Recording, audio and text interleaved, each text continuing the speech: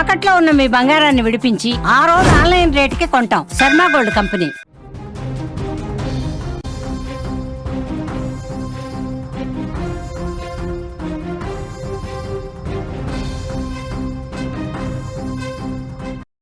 గోదావరి శాంతిస్తోంది. భద్రాచలంలో గోదావరి నీటి మట్టం కూడా తగ్గినట్లుగా మనకి తెలుస్తోంది. ప్రమాద హెచ్చరికలు ఉపసంహరణ చేసుకున్నారు, ఊపిరి పీల్చుకున్నారు లోతట్టు ప్రాంత వాసులందరూ కూడా.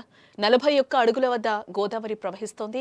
8.47 లక్షల క్యూసెక్కుల నీటి ప్రవాహం. గత కొన్ని రోజులుగా భద్రాచలం వద్ద భయంకరంగా ఉప్పొంగిన గోదావరి నది ఇప్పుడు నెమ్మదిగా శాంతిస్తోందని చెప్పుకోవచ్చు. దీంతో ఏజెన్సీ ప్రజలు, అధికారులంతా కూడా ఒకసారిగా ఊపిరి పీల్చుకుంటున్నారు.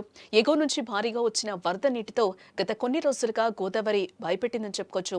వరద ప్రభావంతో భద్రాచలం చుట్టుపక్కల ప్రాంతాల్లో కూడా రాకపోకలు నిలిచిపోయాయి. గత 2 రోజులుగా పెరుగుతూ తగ్గుతూ వచ్చిన గోదావరి నది ప్రవాహం అటు ప్రజలను, ఇటు అధికారులను కూడా కంగారు పెట్టించింది. ఆదివారం ఉదయం నుంచి కూడా నీటి మట్టం క్రమంగా పెరిగి ఉదయం 9 గంటల సమయంలో ఏకంగా 48 అడుగులకు చేరుకుంది. దీంతో అధికారులు అప్రమత్తమై రెండో ప్రమాద హెచ్చరికను జారీ చేశారు. అయితే ఆ తర్వాత 4 గంటల పాటు గోదావరి నీటి మట్టం అదే స్థాయిలో నిలకడగా ఉందని కూడా ఇక్కడ మనం చెప్పుకోవచ్చు. నెమ్మదిగా తగ్గుతున్న గోదావరి సోమవారం రాత్రి 7:37 సమయంలో 42.90 అడుగులకు చేరుకుంది. దీంతో అధికారులు మొదటి ప్రమాద హెచ్చరికను కూడా ఉపసంహరించుకున్నట్లుగా తెలుస్తోంది.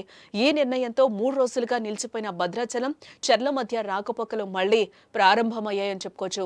అలాగే ఏజెన్సీలోని పలు గ్రామాలకు వెళ్లే మార్గాల్లో కూడా ట్రాఫిక్ పునరుద్ధరణ జరిగింది. ప్రస్తుతం గోదావరి నది 41 అడుగుల వద్ద ప్రవహిస్తున్నట్లు కూడా అధికారులు చెప్తున్నారు. ప్రస్తుతం వరద ప్రవాహం 8,47,533 క్యూసెక్కులుగా ఉంది.